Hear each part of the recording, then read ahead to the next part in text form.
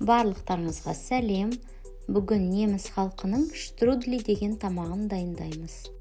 Алдымен қамырын дайындап аламыз. Ұнға тұз, дрожж қосып араластырамыз. Бір жұмыртқа қосып, су құйып, қамыр илейміз.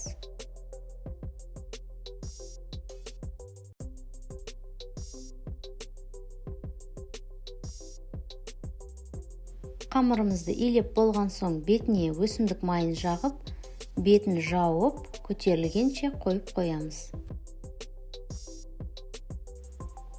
Етті орташа үлкендікте тураймыз.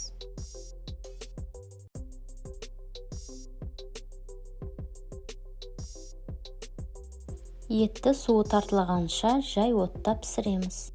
Ет пісіп жатқанда көкөністерімізді дайындап аламыз. Алдымен пиязымызды тураймыз. Сәбізді дөңгелек етіп турап, әрқайсысын 4-ке бөліп шығамыз.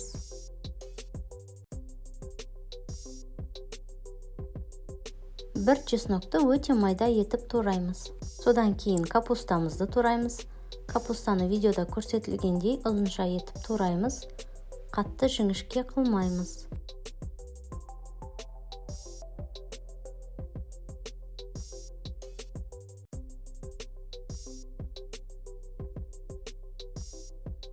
Картоптарды 4 бөлікке бөліп, тағы да кішкентай бөліктерге турап шығамыз.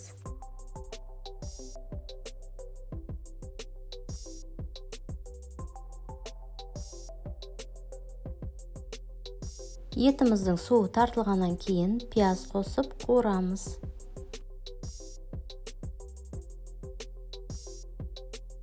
Содан кейін чеснок пен сәбізімізді қосамыз.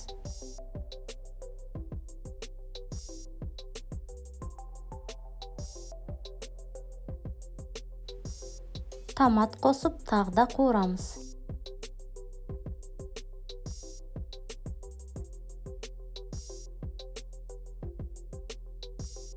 Капустамызды салып, араластырып, бетін жауып пісіреміз.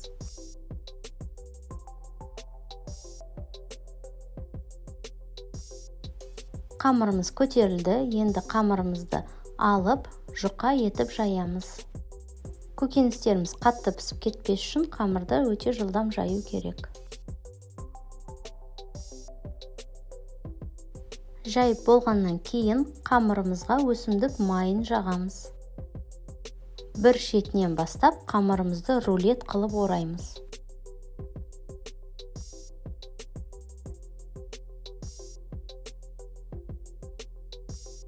Оралған қамырымызды видеода көрсетілгендей шамамен 1 сантиметрдей етіп, кесіп шығамыз.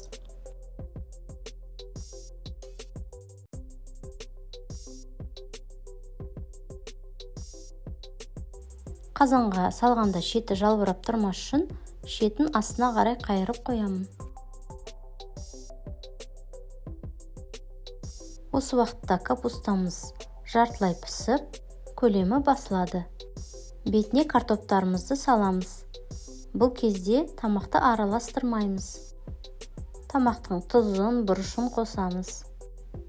Картоптың бетінен аспайтындай етіп су құямыз. Су қамырға тимей тұру керек. Қамырымыз буда пісуі керек. Картоптың бетіне қамырларымызды саламыз. Араларын сәл-сәл ашық қылып саламыз.